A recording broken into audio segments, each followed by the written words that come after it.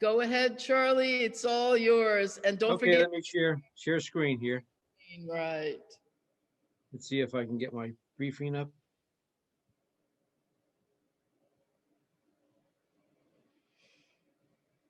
It'll take a few seconds here because it's a large document.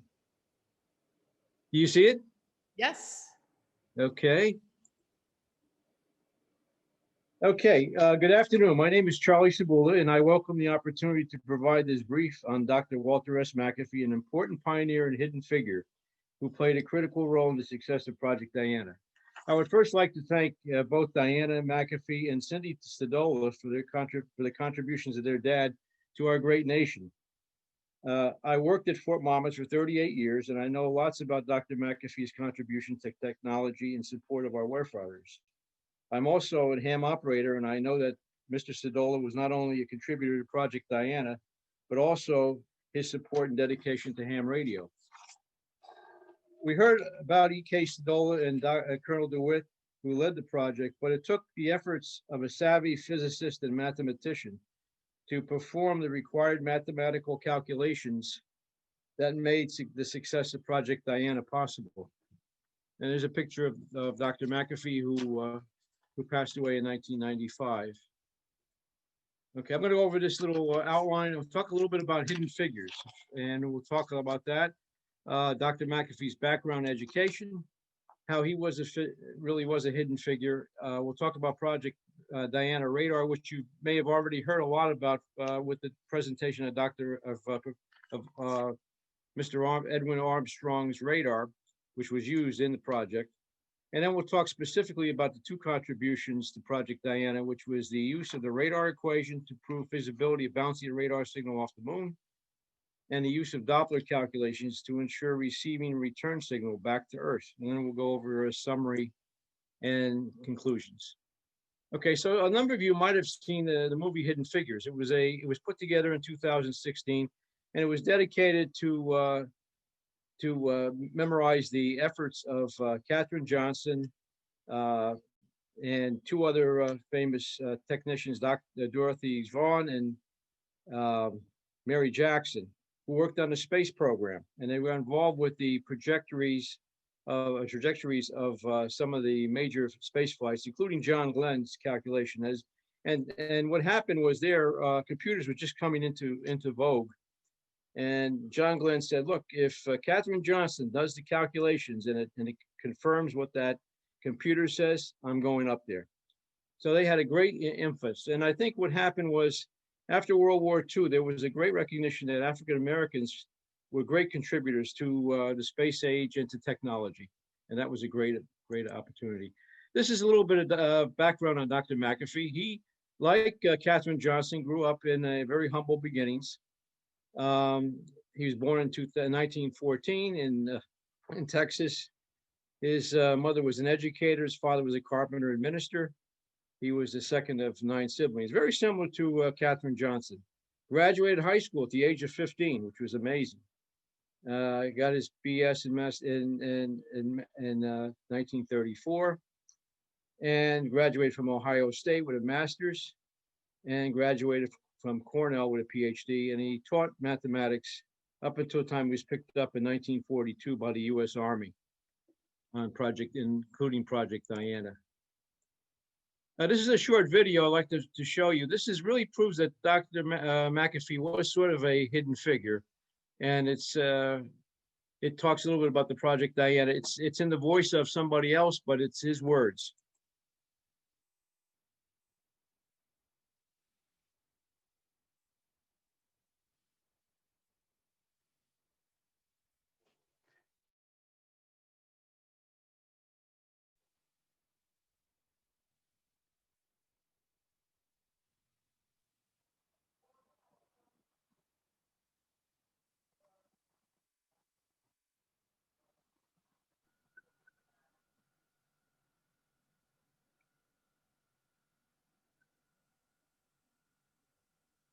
Can't hear it. Can you hear it? There's a button to share audio. Charlie, Yes. we can see, we see your presentation, but we cannot hear your voice. Where do I go? To the front? What do I have to do to get this to work, you know? I'm When sorry. you go to share video, before you share the video, there's a button at the bottom of the screen that says share computer audio. Oh, I see it now. Okay, I got it now. I'm sorry about that. I'll You know, redo it. See if you hear it now. When they came to It speak to working me now? initially about Project Diana, they knew that I had done radar coverage diagrams. I had done radar sighting, radar echoing areas or radar cross sections, and I had done refraction studies in the atmosphere. I had a paper on this with Harold Webb and Eugene Jerema. It's very soft. Colonel John DeWitt was the military head of Evans Can you Laboratory. hear it? He had previously tried bouncing radar signals off the moon and failed. E.K. Cebula was the head of the civilian. You want me to do something else? No, I Sorry. think it was. Charlie, we It's hear okay. Speak to your me video. initially. We hear your video. What? We do hear your video, Charlie. Okay, I'll play it again. They knew that I had done radar coverage diagrams. I had done radar sighting, radar echoing areas or radar cross sections, and I had done refraction studies in the atmosphere. I had a paper on this with Harold Webb and Eugene Jerema. Colonel John DeWitt was the military head of Evans Laboratory. He had previously tried bouncing radar signals off the moon and failed. E.K. Cebula was the head of the civilian branch that we in theoretical studies were under at that time.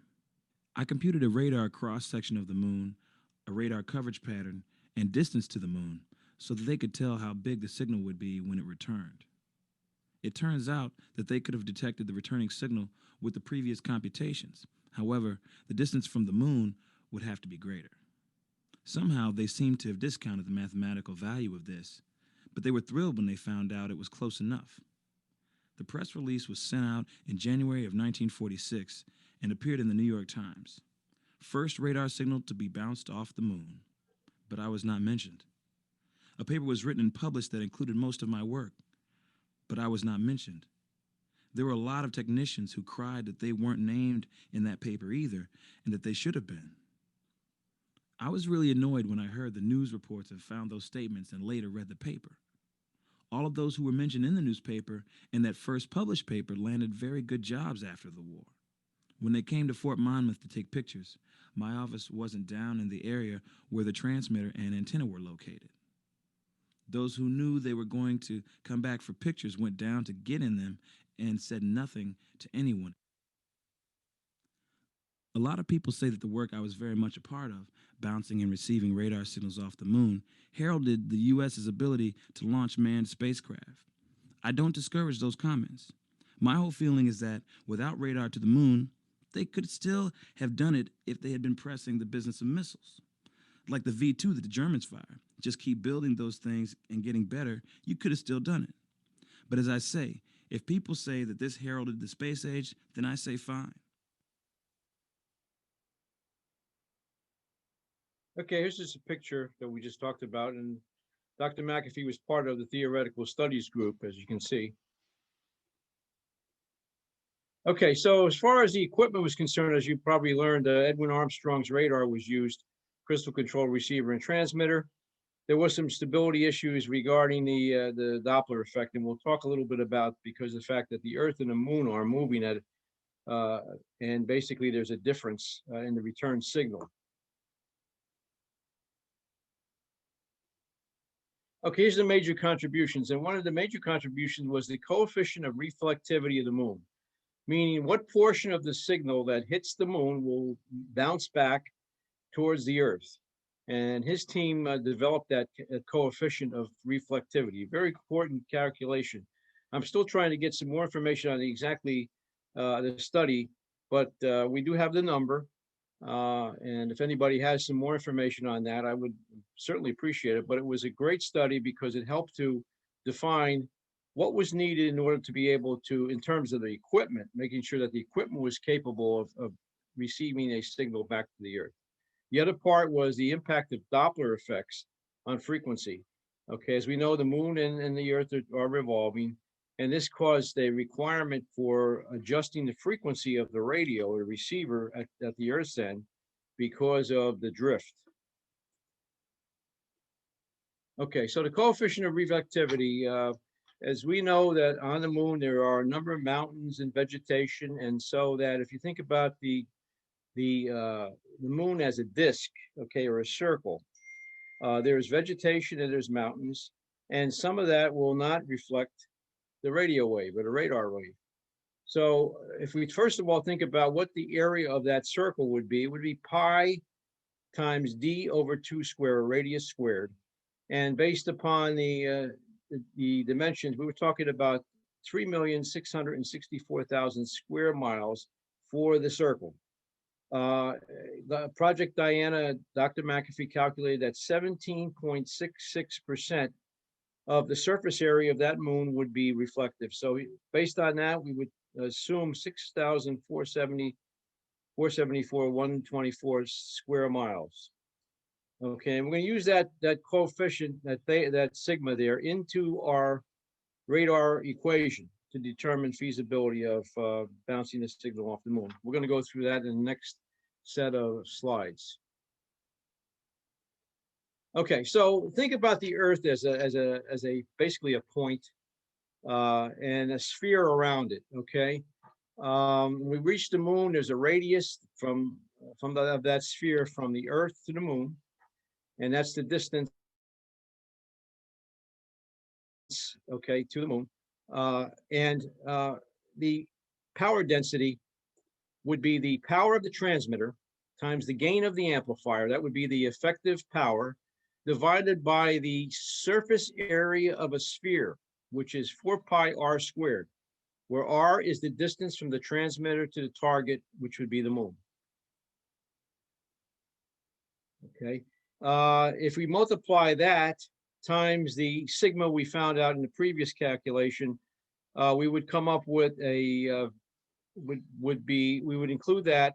Okay, and thinking about it this way, the signal bouncing from the moon will now come back to the Earth. Okay, so there will be another 4 pi r squared. So the density would be pt g0 sigma over 4 pi r squared, quantity squared, because it's the same distance coming back. Okay, so that's what's called the power density, and that's in terms of watts per square meter. If we realize that the antenna on the Earth is very small, okay, it's got a very small area, we multiply the area of the antenna times the power distribution coming back, that would give us the power to the receiver. Now, the receiver has a certain sensitivity, and that sensitivity is based upon the design of the receiver, which in this case was the receiver we were working with. Okay, and that was about 1.4 times 10 to the minus 18 watts. PT would be the power of the transmitter, 3,000 watts. The area of the antenna on the Earth is only 5.22 times 10 to the minus 7. Very small surface area, right?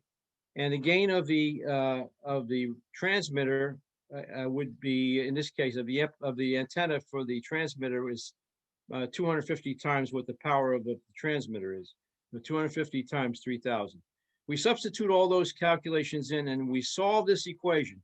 We basically, what we do is we bring the R4 up here, the PR down here, and if we did the calculation, we would come up with a value of 573,000 miles. That's twice the distance to the moon. So basically, we do have enough power because we would exceed the 1.48 times 10 to the minus 18 watts. So we knew it was feasible. Okay, basically that's what this calculation proved. Okay.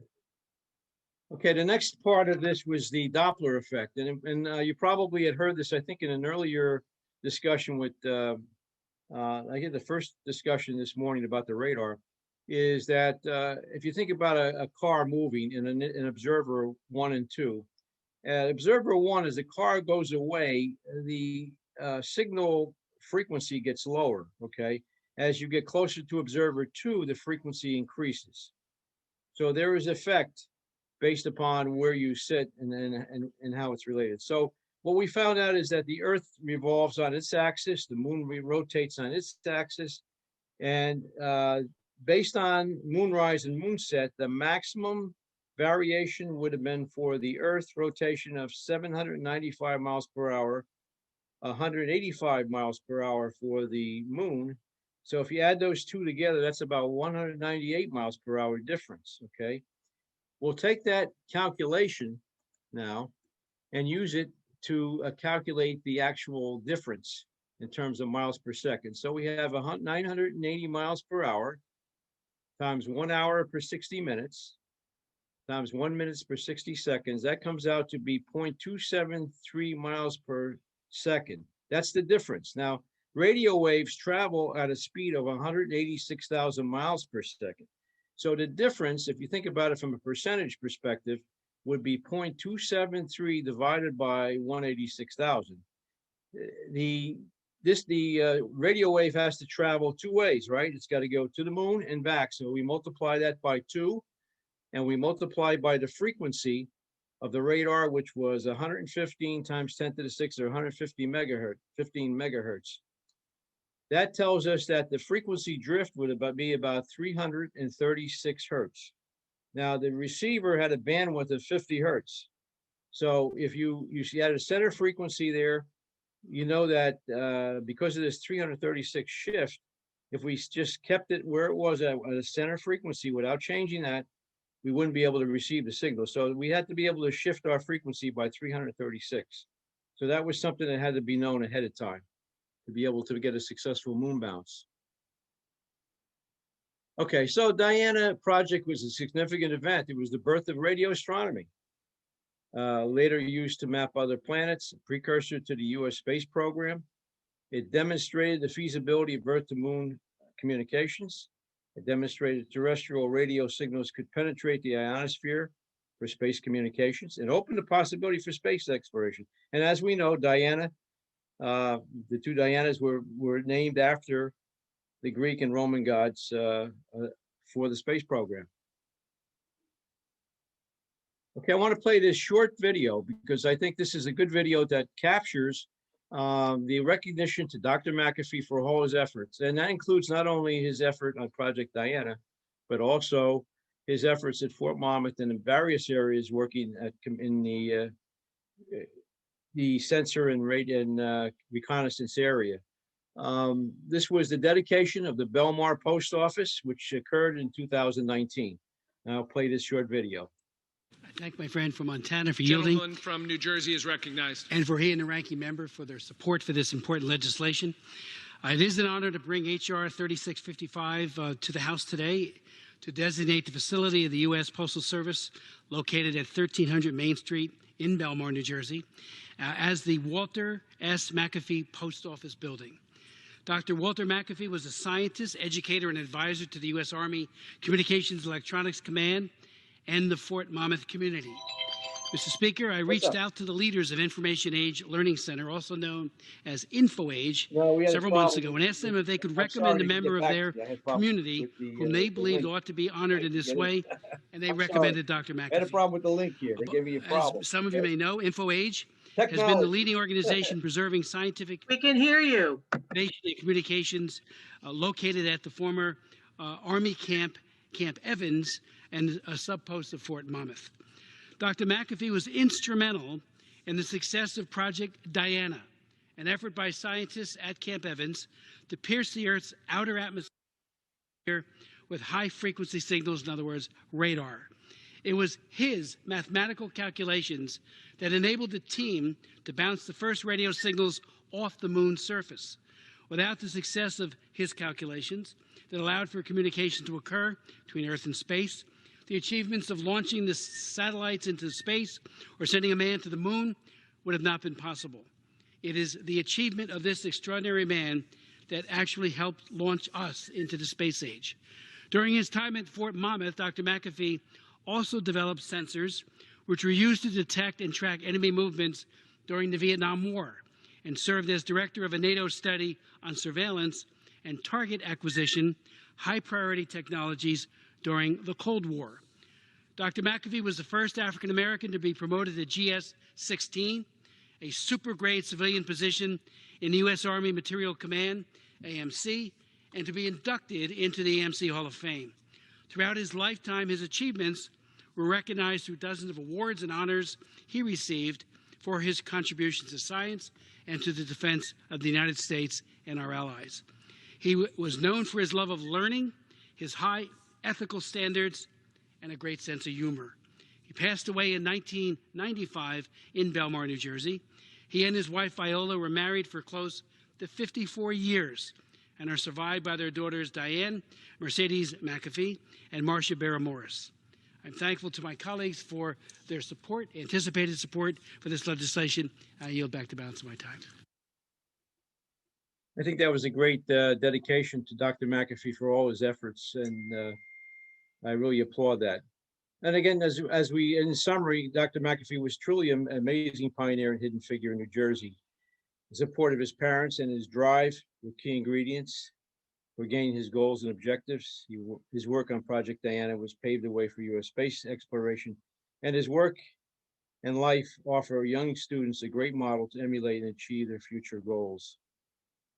And I really appreciate the opportunity to give this briefing. I did this also for Ocean County College. They were very happy to hear this briefing.